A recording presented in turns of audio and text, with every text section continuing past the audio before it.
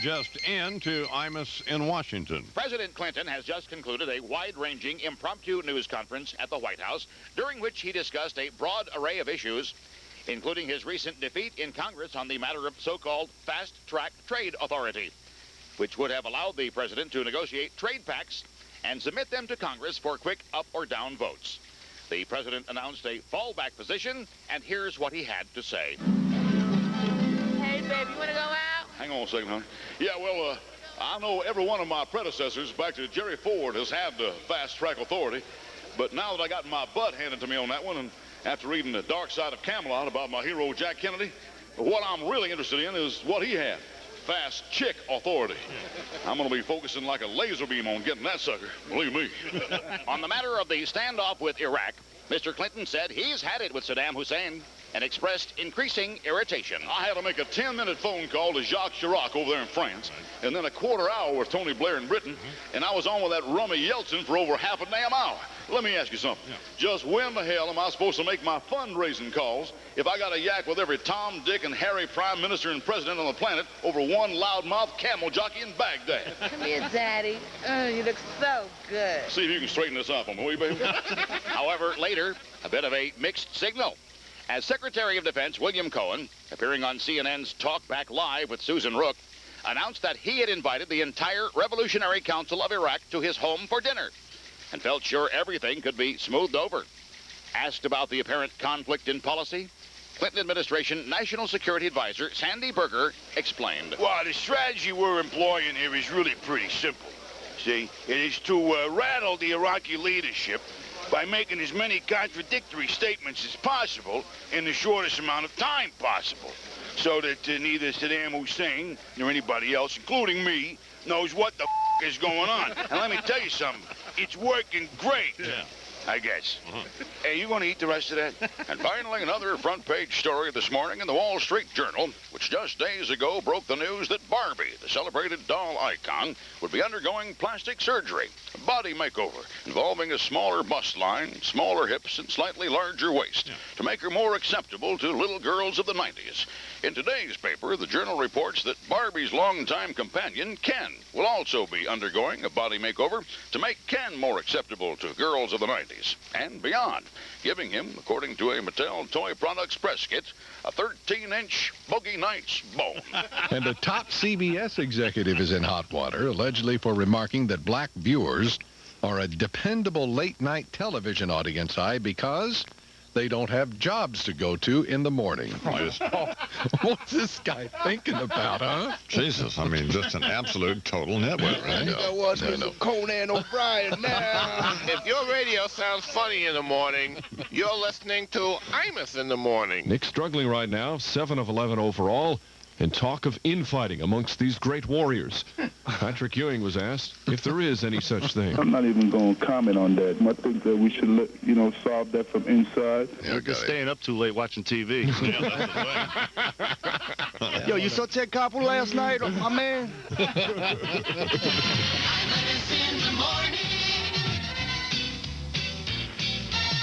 Sports Radio 66, WFAN. Without having a word with Mr. Summers. Uh-oh, what happened? Don't stop shoving the camera there. God. Idiot. Idiot. Oh, man. You think you know somebody, and then... Oh, I'm sorry. We have these morons working at this radio station. I mean, there's just one's dumber than the other. Well, I'm sorry. I'll never do it again. God. Hey, guess who's going to do sports for us next week? Who? Chris Russo and Francesca. You're kidding me. Fabulous. It's just like having Rather do news, isn't it? Sure. It's a very huge deal. Chris, what's the matter? Well, Chris would do it.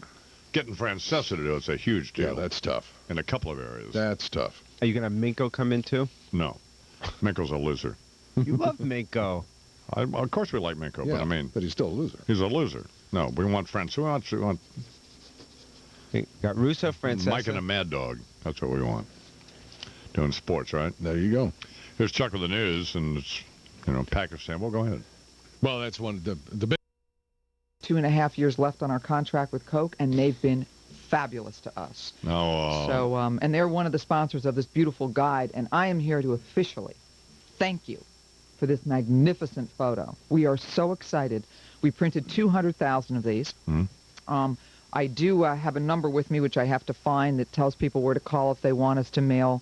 You know, we'll pick up the postage and the mailing of this. But it's a wonderful guide.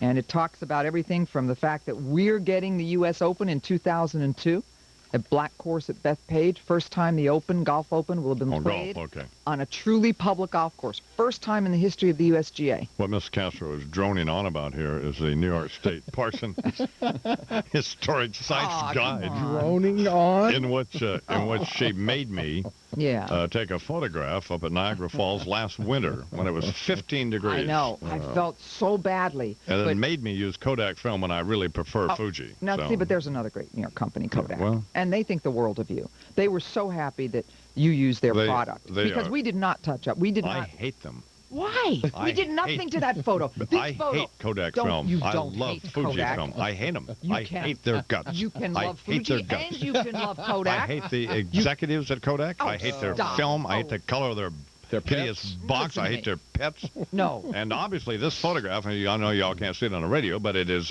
it's of the rapids there, and it's and clearly beautiful. If I'd have shot it with Fuji film, no, this is a perfect photo. We would have had a much richer color representation of what was actually going on there. So this from your negative, instead of this we didn't washed out. No, it's not washed out. These, for your 10 million radio listeners, it is pure. It is crisp. It is color. And one of our staffers took a little photo of you on the inside. You see the little inside credit there? Yeah. That's kind of cute, don't you think? Yeah, that's great. Yeah, it is cute. Well, let me do some commercials, and then we'll find out what other scam you got going on here. Did anybody from Coke, there was no kind of bribery going on here or anything like that, was there? I just want to clear that up. No, Coca-Cola gives us $2.5 million for the contract. All they have is pouring rights, which means that I just want to make sure no signs in the parks. Oh, okay. Just pouring rights. All right. Yeah. In case there's ever an investigation. No, there's somebody would say, well, I wonder why Miss Castro picked Coca for Pepsi. No. It's all public information. It's the contract is public. Good. Everything is public. Good. Thank you for clearing that up. Absolutely. Those allegations, putting those allegations to rest. Get back, people, get back. How do you go? Well, you call Connie McCord at Tips on Trips Travel. Did you know Connie had her own travel agency? Yes, I've heard on your show. 1-888-TRIP-007. You call Connie. Say, I heard about this $699 deal where I can go down there to Bermuda and work it all out. I mean, it's just a great deal. And if you'll call Connie, speaking of Nikon, we just were here a little bit. If you'll call her, you can you call her this morning and book your show. You could go down this weekend. You could work it out. You could go down this weekend. For $699, good weekend deal in Bermuda. It's a 2-hour flight. And I mean, there's more stuff to do down there, and God, come on. And they'll give you a free pair of these Nikon binoculars.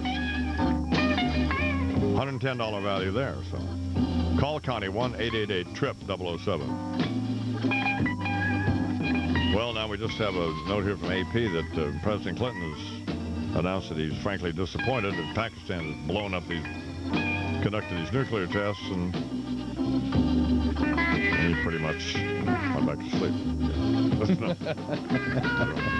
It is 7 minutes till the hour, and I am Imus Moyer, talking with Bernadette Castro, who is the New York State Parks Commissioner. When I was up there at Niagara Falls, Deidre and I, taking this photograph I took for their guide, several of the parks people there told me that Miss Castro was the first parks commissioner. They'd been there for 30 years. The first parks commissioner that ever actually met. Oh, well, that's nice. And that, I know it sounds like we're patronizing Miss Castro or not, but she actually has taken this job seriously. It could be one of these just no-show jobs, right? Oh, it's the best job in government. It's the best job in the cabinet. And I think now that people are more aware of it, I've got some people lined up behind me waiting for the job, and it's fabulous. I mean, waiting for your job? Yeah. Oh. Waiting for my job. Well, what are you going to do? Well, I'm certainly hope to be here, another 4 years or so with the governor. But, I think originally when we talked about moving into public service, we talked about Washington, and maybe there will be a way to do that eventually, one way or another. But for now, I am learning more about this great state, meeting more New Yorkers. I mean, from the Thousand Islands on the St. Lawrence River. So you're talking about running for office again, maybe? Well, we don't know that. Well, as long as you're in my corner. It's amazing. Nothing is, with God and Imus, nothing is impossible. Understand that. Understand those we have to words talk and about never, that, in don't that we, order. Charles? In that order. Did I support you in your race against Moynihan?